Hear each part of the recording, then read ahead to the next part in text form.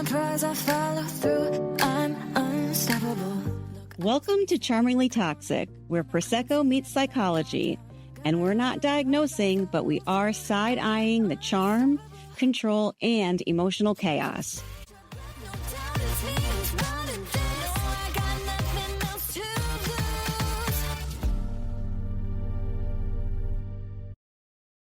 Joanne, hey. Hi, Denise.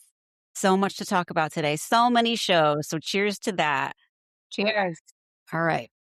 So we got the Salt Lake City reunion part 1. We've got, I'm always going to call it Shahs of Sunset, even though now it's called the Valley Persian style. Yeah. And Traitors, and then a little bit of gossip thrown in. But right off the top, you had mentioned that there's some new show they're coming out. Andy's producing about a road trip or something. Yeah, for the 20th anniversary of Housewives, they're doing a road trip, and I think they're going to stop in every Housewives city. And the cast has not been announced. However, they did announce that when they stop in Atlanta, that Nene Leakes will be on it for at least, I think they said more than one episode, too. So are they putting these women in an RV? Because please, God, let that be so. He did not answer that fact. I mean, Angie K obviously drives the RV, as we saw on SLC, but I can't imagine they're going to be driving. Do you think they'll put him in like one of those buses that bands tour in? Like the nicer ones? Yeah, the real fancy ones. Yeah. I don't know. I'd love to see them swum it. Yeah. Like I want to see them like on the road and someone's driving. They're like, everything's falling everywhere. Do you think they'll have the OGs? Well, I wonder, since Nene's going to be on, maybe it'll be the OGs in each city versus OGs on the road trip. I don't know. But I think it'll be released soon because Bravo posted something on Instagram about who's going to be on the bus. So I wonder if they'll make them drive an RV to New York City to start. Mm-hmm. That'd be fantastic. I'm all in for that. All right. So you want to start with Salt Lake City? Sure. Reunion. Yes. What did you think of the looks? The looks were great. I think Meredith was the best dressed. Absolutely. She looked stunning. That dress was gorgeous. I mean, they're all so stunning. It's obnoxious. They're so beautiful. I thought Bronwyn looked great. Bronwyn, definitely. Not many people can pull off that color yellow, but she does. Yeah. She looked amazing. Angie looked good. Whitney's dress was real pretty, like soft pink. It was cute. It looked like she just threw her hair up in a bun or something, though. That wasn't her best look. But the lighting was good. Makeup was good. Absolutely. Angie's makeup and Lisa's makeup, they looked, and again, Meredith, like her whole entire top to bottom was flawless. Some of them had some work done, don't you think? Well, yeah. And no shame, because I get work done, so I don't care. Oh, me too. But no, I didn't notice. That's funny. I think Bronwyn had some maybe cheek fillers, and then Angie looked like she did stuff to her nose, but it could have been contouring. It looked good. Her nose looked good.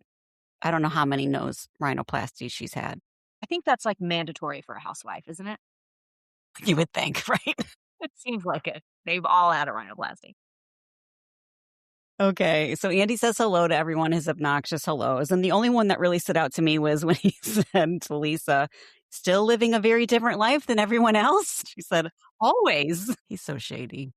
God. And then, hi, Meredith. How's it going to go today? Well, and then she attacks Whitney right out of the jump. What was the point of that? I couldn't even follow the story. What the hell were they talking about? I know part of the goal was Meredith was like, hey, I'm not the only one with a drinking problem here. Whitney was wasted at BravoCon and her husband had to carry her up the stairs. Well, first of all, when Meredith went right at her, Whitney was not prepared because she said, you wanted to have the floor, you wanted to clear the air. And Whitney says, I'd love to clear the floor. Yeah, she was not prepared to be immediately attacked. But she said something to Meredith, obviously in her drunken stupor at BravoCon. And Meredith was putting that in the vault to bring out. I don't know what they were talking about. And briefly, they showed Lisa's lawsuits, which I was like, oh my God, the season started with that. And I totally forgot because so much shit has happened. Didn't believe I forgot that. So they get to that later. But then Heather says, yeah, Lisa is a risky friend because she plays with really high stakes, which we've talked about before, and she'll fight to the death. And then Angie, Heather, and Lisa get in a fight. Again, what is this fight about? Was it about Lisa's businesses or No, that was at the end. They get in some fight. Mary agrees Lisa's a risky friend. She's delusional. Mary, also, you are as well. And then they were talking about why she didn't come on the RV trip. yeah. And she was like, we didn't even see any pictures. And was it Angie that implied she was recovering from a facelift in Miami, or was it That was Whitney, Whitney? which she would not admit to. And she was like, why didn't you show pictures? And then she shows a picture to Andy with her and Ben Affleck from 2017. Yes. Andy's like, that's old. I was like, no one's going to believe this is current. Give me a break. Oh my God. But why can't she just say, yeah, I got a facelift? She's saying she got threads, but Heather said she saw like the scars behind her ears. What is the big deal? Everybody on that cast has had everything done. No one's going to judge you. Right. You've already said you're not against altering your appearance. And then Lisa saying, I'm not Utah, my DNA is New York. Like, you're on a show called The Real Housewives of Salt Lake City. Is she positioning to get on New York? I know they're retooling it, right? Maybe. I mean, just cancel out that she's Mormon, right? That's the main reason why you're on Salt Lake City and you live there. I was like, oh, are they going to come out and say she moved to Salt Lake when she was like 1? That would have been funny. Okay. So they try to go back to Lisa's lawsuits. She won't answer anything truthfully. She just keeps dodging it back and forth. And then they're showing footage of Lisa talking bad about Todd after she and Bronwyn made a truce. I mean, she was saying really disgusting things. And then, of course, Andy comes out, like, true Andy, and says, what is wrong with sucking your husband's dick? Oh my God. I mean, yeah, I felt that Bronwyn was right. Definitely. You know, we made a pact, and Lisa's saying he's a dirty old man. Like, it's just low and not necessary. Imagine anyone was saying anything like that about John, or even close. She would lose her mind. Like, she just goes so low and she'll never say that she did, even with the footage right there. She's like, nope. Andy says to Angie, are you trolling Lisa with your Arby's brand deal? Yes. So funny. You know, Lisa is pissed Oh, for sure. that she's walking around holding Arby's and French fries and God knows what else. It's so funny, too, because, you know, Angie doesn't eat that bullshit. She's like, sure, bring it on. I don't care. Right. And then they said, well, Lisa did the Caratis or whatever, even though Angie had worked with them for years. Yeah, I forget what the other brand was with Angie. It was actually perfect. But she's like, it's not my fault they come to me. And Lisa's like, you're welcome. Those two are so stupid. Oh my God. Then, unfortunately, we have to do this 100 episode recap. Terrible. Why? This is filler. The reunion does not need to be 3 episodes long. We don't need all of this filler at all. I mean, some of the sayings were funny to go back and look at, but no. And then the montage of them all saying, I love you. I love you. You're my best friend. And they cut back and they're like, aw. And then vicious claws come back out. So then Andy goes and talks to them about how has your life evolved since season 1? How have you changed or what's different? And hopefully he'll go back to this in part 2 and 3. But he says, you know, Mary, when you started the show, you were defined by the woman that married her grandfather. And now you are a totally different person and you're kind of the peacemaker, wanting everyone to come together and get along. And in those moments, I believe her. Like, she seems so authentic. I agree. How can she be both people? I don't know. I don't know either. And definitely the cast has not seen that. So they better freaking bring it up in the next season. Well, there was a preview. I don't think it came up on this part 1, but where Andy said, you know, the rumors of this cult had come back around. Yeah, and she looked like, what? I don't run a cult.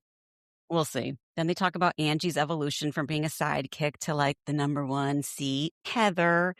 I love and hate Heather. How do you feel about her? I'm exactly the same. I'm leaning more toward the dislike. I don't know about hate, but I went back once Jen Shaw got arrested, and then I started from the beginning. And I remember everyone loved Heather season 1.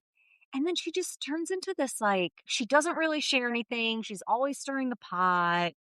And at the end of that Greek tragedy play, she was just so drunk and going off on Meredith. I mean, I just listened to her podcast, but she's just a holier than thou, doesn't really share too much about who she's dating or any of that. I mean, I hate Meredith, but I can kind of see her point. Like, this bitch has been fucking wasted every season, and off camera, they've had to help her, and no one has questioned her ever on her drug use or sobriety. Like, well, why are you guys coming for me now? Well, also, Heather, the audience likes her. She's engaging. She's funny. She tells too much sometimes.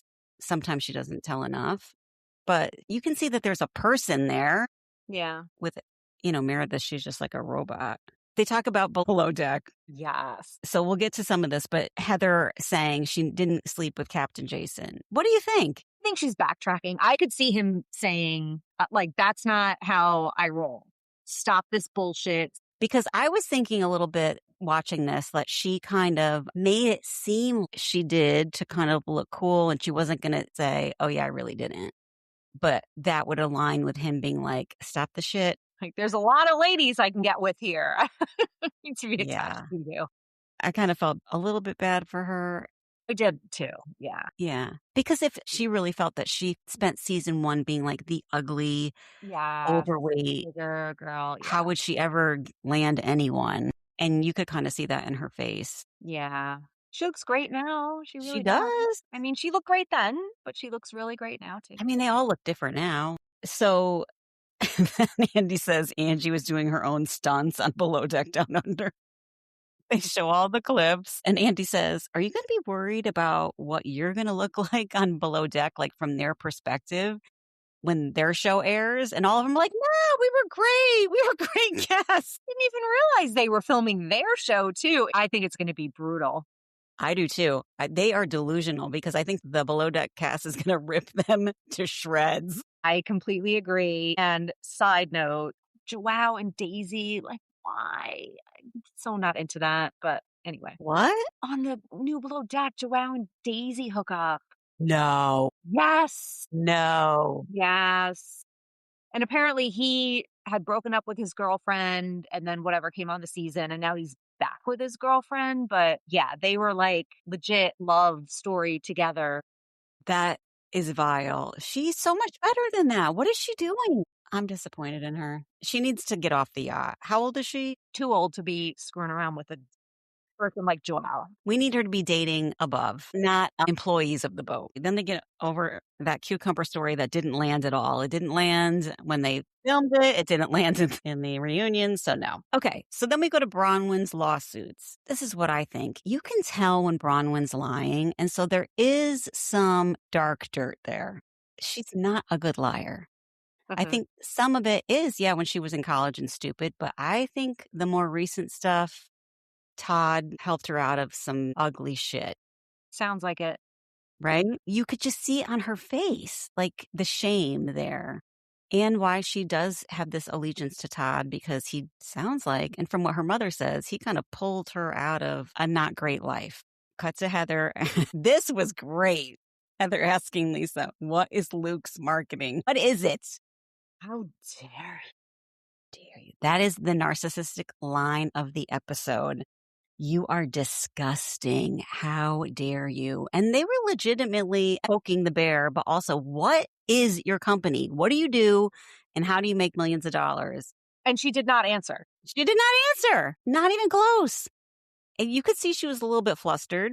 Yeah. If you go to the how low are you? How dare you? Like, you're sweating. So she kind of said, I own companies, incubate them, and then I sell them. But is that like... I mean, that's like private equity. So do you think she has real money? Do you think she's really this skilled? I don't see what Lisa Barlow at. Like, maybe she's a big time investor in a company that incubates other companies and brands, and that will make you a lot of money. But I don't know that Lisa Barlow's doing that on her own. Is it her and John's money? Or is it just her money? I don't know. Good question. He doesn't seem to give a shit to be on the show, so we don't know how involved he is. I know. And we talked about this last week, that they teased marriage troubles and then they didn't even really go farther than the rumors. Yeah. The reunion next week, they're all crying about their marriage, but she's never on a reunion going to be like, yeah, my marriage is in trouble. No way. She was probably crying over something else, and they just queued it up that way. I wonder, we need a documentary on her also. Whose money is it? How did they get the money? How they make the money? And there could be a documentary. We'll see. Yeah. So back to Lisa being like, how dare you? Her whole demeanor, when she says, how dare you? It's like, you are beneath me. Never question me. I don't owe you shit. And then she says, I do big things with big people. I'm a big deal. Who does that sound like? Have you ever talked to someone who talks like that? God, no. Me neither. I've never come across anyone except our president who says shit like that, right? Not a good quality. No. So then they go to Heather and they're fighting. And Andy's like, well, are you mad at her? Are you friends with her? Like, what's the deal? Like, can you be both? And Heather is trying to explain. And she says, Lisa is a friend and she's a very important friend. Yes. Those are precise words that meant something. I thought that was interesting as well. Yeah. So stroking Lisa's ego, important meaning what? Like you get free shit, you get invited to best parties.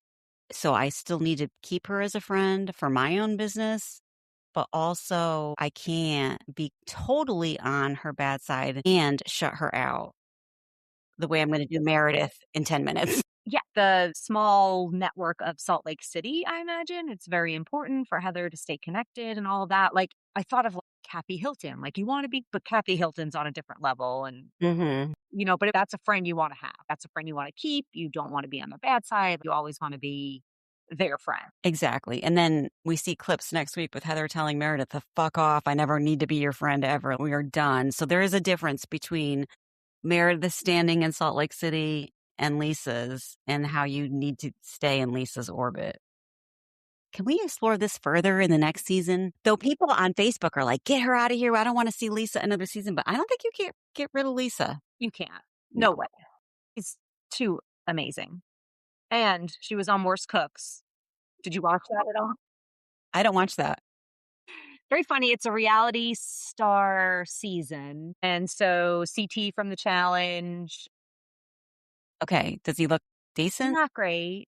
Lisa Barlow, Reza's on it. And Lisa was eliminated in the second episode. Yay. So, yeah, she was horrible. Was she pissed or she was playing up like, I don't really know how to cook at all? To be here, I learned so many things. I met so many great people. And then she posted on her Instagram, I guess they filmed it in London. So she was out buying shopping every day. So she said she had a great time. There was Amara from, I want to say Love and Hip Hop Miami. She's drop dead gorgeous. She was on it, and her and Lisa seemed to be besties through the thing. I did see Lisa posting Instagram pics of her in Miami. God, yeah. No, that was when she was saying she wasn't in Miami, but she really was there. For the facelift, allegedly. Oh my God.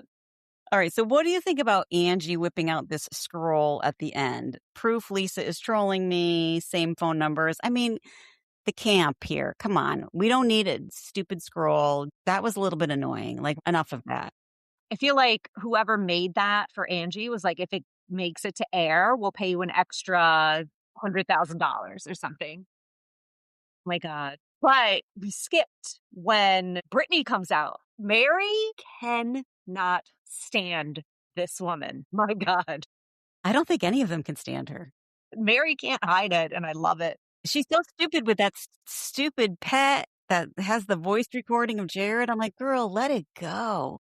Do you think she'll come back? I think people like her, and she did the whole cabaret show or whatever, and that was really popular. But was it the scroll? Lisa said, I'm a really good reader. I read a lot. I started reading at 3.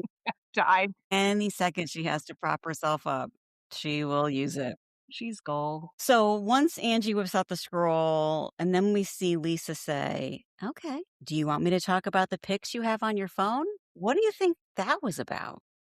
I don't know. I hope it's something. I feel like it's going to be a big pile of nothing, but we'll see. But if we go back to what Heather says, she fights really dirty. True. Right? So there's something on there that they've probably had in confidence that she said she would never talk about. And She's going to take her down. She also doesn't like her position seating. Are they equal or is Angie one up from her on the reunion? Angie's 3 down because it's Bronwyn, Heather, then Angie. But Angie's center snowflake, so you kind of gotta. Yeah. Lisa's trying to get back to the top, crawling her way back. All right. So then we said next week they're all crying. And then Heather tells Meredith to fuck off once again, which I love. Any more comments on that before we move on? No. Okay, so let's go to the Valley Persian style. So back in the day, very big fan of Shahs. I loved it. Seen every episode a million times. My favorite personalities are back. Reza, Golnessa, Mercedes. So Reza and Adam thought they were divorced. Guess they're not. Golnessa, Gigi, she has this son. And she said she was married twice, divorced twice, but this son is a sperm donor, right? That's what I thought. She was doing IVF. Yeah, I don't think it was either of the guys she married. And then Mercedes almost died during childbirth. And so Tommy has a lot of resentment because all of these people had gotten in a big fight prior to her giving birth. And then they didn't come visit her in the hospital. She looked like she was in bad, bad shape. Right. And they go back to footage of Tommy going over to Reza's house and just destroying his patio. The two of them haven't made up. And Tommy's like, and I'm not making up with him. So how many years have lapsed between them being off the air? Good question. Feels like a lot. I feel like it was pre-COVID, right? So at least 5 to 6 years. Definitely 5 or 6 years because I think Shams is 6, right? And he was just born. I think he's 6 and Elijah is 5. So I'm glad they're back because I don't know if it's just these people or it's the Persian community or the Persian community in LA, but the friends act like siblings. And they are cutthroat, do not give a shit what they say to each other. They can make up the next day, but their words like slice and dice. Yes, and it all seems very authentic and not played up for the cameras. Now, some of it looks a little produced, I think, where they're like, okay, definitely made some sort of agreement. Like, we want to be back on TV. We want to be famous. Not being famous sucks. We want to go to BravoCon. We want to do all the things. So let's just work together to bring this back. And the drama is going to be intense. I think the produced drama is stuff like Mercedes being like, hey, Gigi, we were all talking about your finances. Yeah. That is produced. But the other stuff, when they like really get into it, I think that's really who they are. Love it. It's great. Yeah, I didn't watch Shahs. I just knew of Shahs and I've seen clips. And obviously I know Reza and MJ and Gigi. Do you think that Mercedes really works with Mauricio at the agency? It seems like it because she's been on the radio and talks about it. I think she does. So she's the breadwinner. I don't know. What does Tommy do? I don't think he does anything, but I could be wrong. He looks like he doesn't do anything. I mean, that guy is like, all I do is eat in a sweatsuit. Just kind of gross. Thank God that she got a breast reduction. Her boobs were out of control and they must have caused her so much pain. And they were real. And I think she had them reduced before because she said they grew back, right? Same thing with Meredith Marks. Like, I can't believe this thing where women's boobs keep growing. That's awful. That's terrible. Yeah. Now, she shouldn't be wearing that shirt she wore at that last scene. Her clothing choices are questionable, but good for her. Traitors. That one scene of her in Traitors. So then we see Tommy kind of like giving it to Shams like he's an adult. And Shams is like writing on him. And then he's like, you're fat. Yeah. I was talking about this with my friend. She goes, Shams is a punk. I go, yeah. Shout out to Nalia. Nalia said that. But also Nalia reminded me that Tommy, I think his parents threw him out and he was living on the streets for a while as a teenager. His upbringing was rough. Really? Interesting. So looks like they're raising Shams to be pretty tough. Huh. Let him curse.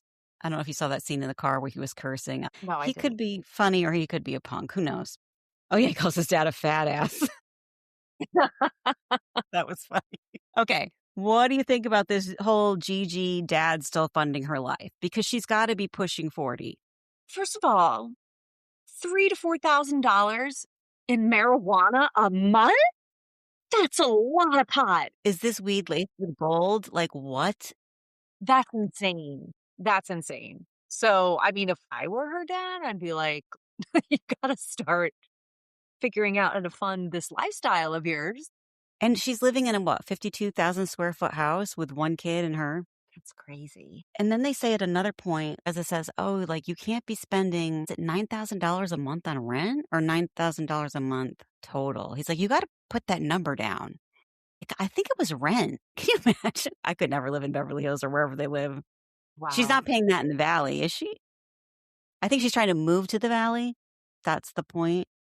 Yeah, but they denied her because Reza's her agent, and they said, yeah, when they looked at your bank accounts, they said, no, thank you. And she has no, A, no coping skills, B, no desire to change. And I don't think the dad will really cut her off, and she knows it. Yeah.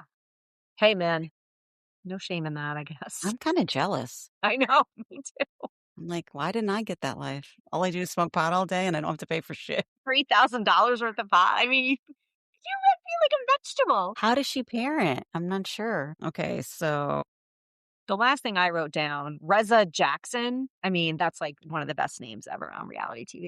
what did you think of Reza J? He seemed like maybe he's either bi or it hasn't come out yet.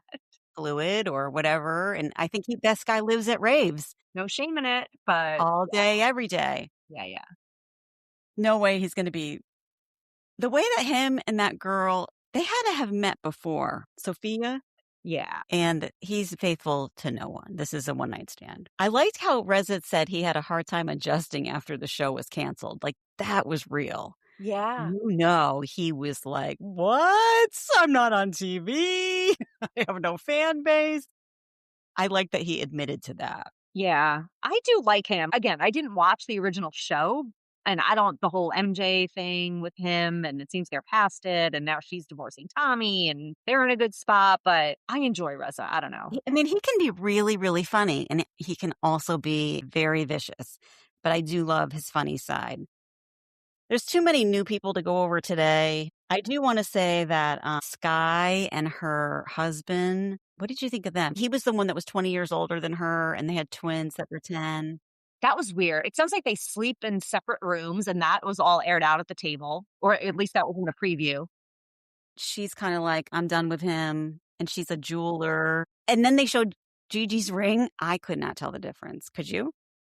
I could see where she was saying, like, they just filled it in with gold instead of the diamond. I could see it. Yeah. Okay, you could. Okay. So is this woman really a jeweler? Well, she was like, I don't do repairs. Like, I design jewelry. I don't do repairs. I did it as a favor. And it was obviously a crappy favor because she didn't do a good job.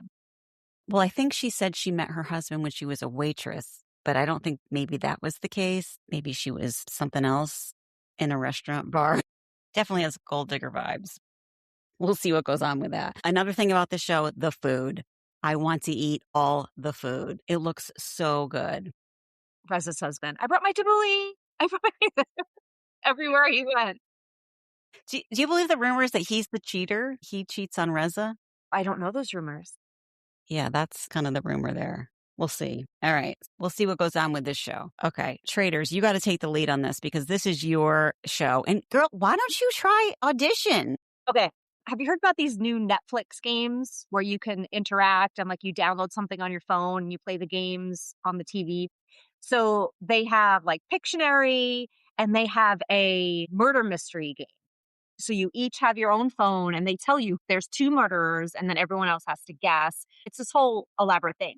And so we played it over Christmas with a group of 8 of us. And I was the murderer twice and I was the worst. I have no poker face and I love to play cards too. But you could be a faithful. I'm going to have to be because there's no way I could be. I collapsed at the mere moment that I knew I was the murderer. It was terrible. Can you just fill out the application so we could see what are the questions? Okay, fine. When does it close? I don't know, but you better get on it. All right. I'm writing it down. Yeah, who knows? Maybe you're destined to be a contestant. All right. So a few questions for you. Yeah, go ahead. What do you think about production picking Donna Kelsey as the secret traitor? Here's the thing. This woman is 70 years old. Like, she wasn't going to be able to do most of the challenges. Like, they are pretty physical. She's clearly an icon, right? America's mom, they were calling her, two very beloved sons and a future daughter in law. And even Kelsey is beloved, right? She's adorable. I read something today that said maybe she had a 3-episode arc, knowing that she couldn't do it. And so they gave her this role. And it's not new to the USA. They've done this in the Traitors UK before, right? Where it originated. They've done a secret Really? traitor. Yeah. And she's never been on TV except for like interviews. And she did her best and she held her own as long as she could. She definitely did her best. Do you think that this was a dream of hers and some strings were pulled to get her on the cast? Of course. No question. This is mean, but I was like, why didn't Taylor Swift like get her hooked up with a fashion designer or something? Because some of her outfits were really bad. And then the whole point of the show is the fashion. Right. That's the thing. Don't they each have their own stylist or they have to come up with their own castle style? I don't know. Because, yeah, Poverty in whatever season she was on said something like they would give her the headbands, but she brought some. So I think they have stylists. However, what I do know from prior seasons is that there's no glam allowed. And so that's why Dolores looked like how Dolores looked a couple of times last season. Love her. She's drop dead, but The lighting looks better this season. Dorinda doesn't look as awful. Carolyn Stanberry, like her when she had her lift, she looked stunning and maybe not so much out in the woods tied to a tree. I was like, no glam. I wrote that down in big capital letters. I was bummed that Ian was gone first. I know, but he would have won. I mean, I get it. He's a gamer and he's too smart, but it just seemed like an easy out. I found myself empathizing with Rob from Love Island. And then I was like, oh, no. My daughter was like, everybody loves him. He's a fan favorite. I was like, this guy, ew. So ick. I can't. Yeah, I snapped out of it pretty quick. He is so cute. The tats, no, keep a shirt on and just his face is adorable. His hair sucks. Yeah, I don't disagree with that. Yeah, Michael Rappaport. What do you think?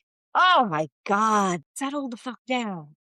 He's so annoying. I'm like, is he good TV? Is he making the show more fun? I still don't like him. I don't think any of those things are true. He is doing too much. And then even Tiffany, who I love from Big Brother, was like, you gotta calm down. I think that's how he always is, though. I think that's him.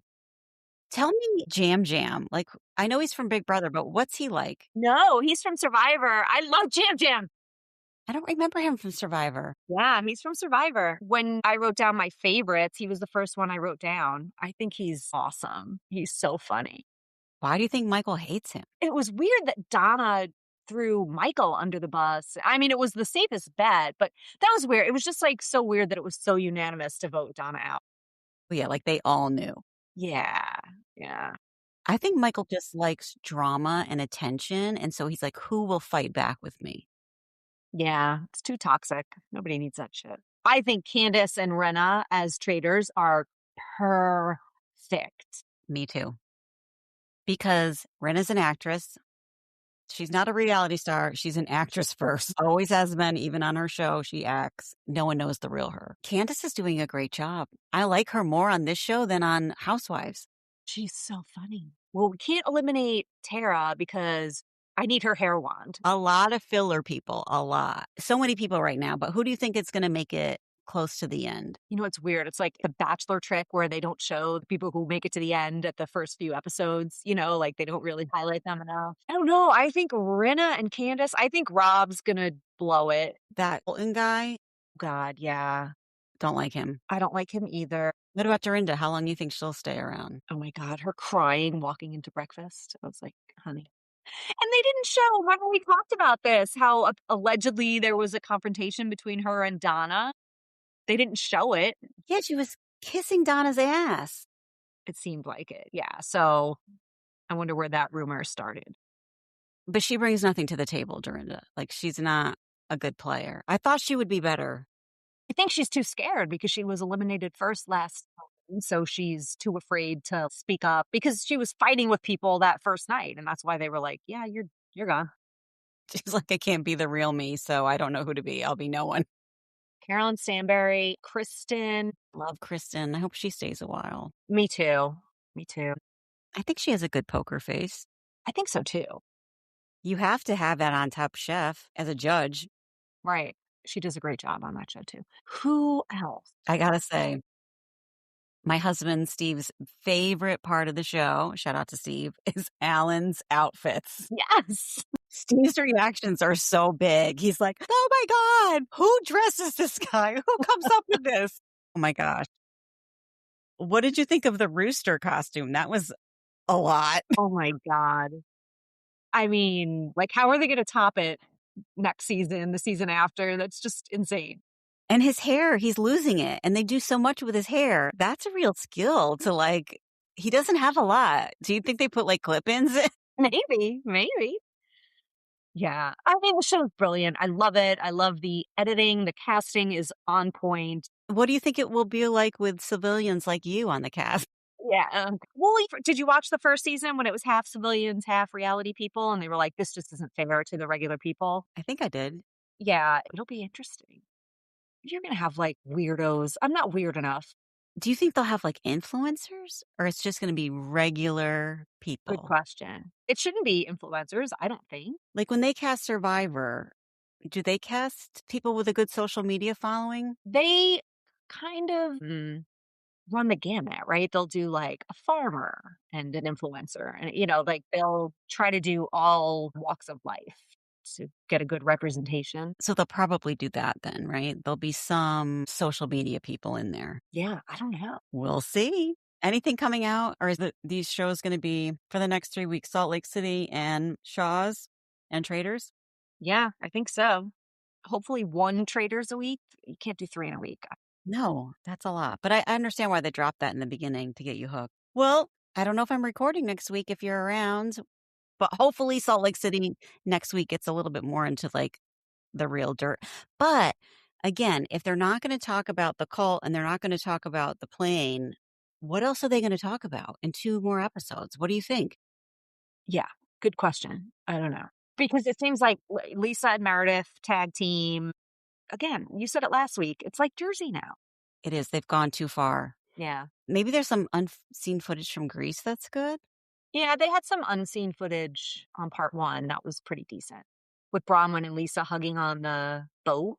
Oh, yeah. Saying, never again, I'll never do it again. And then she's like, your husband's a filthy, dirty old man. All right, well, I'll touch base with you. We'll see what we're going to recap and looking forward to it. Cheers. Me too. Cheers. I hope you enjoyed this episode of Charmingly Toxic with me, your host, Denise Capurso. Be sure to like, subscribe, and pass on to your fellow reality TV junkies. You can connect with me on Instagram at Denise_support coach and on Facebook at Denise Capurso Counseling and Coaching. This podcast is for entertainment and educational purposes only. While I am a licensed therapist, I'm not diagnosing anyone for therapeutic purposes, and these are not my clients. Expect sarcasm, snark, and a few clinical insights woven in. I talk about toxic relationships, power dynamics, and emotional safety. But this is not therapy, treatment, or a substitute for professional care. If you're looking for support, please consult a qualified mental health provider. If you're here for validation, insight, and a little side eye, welcome.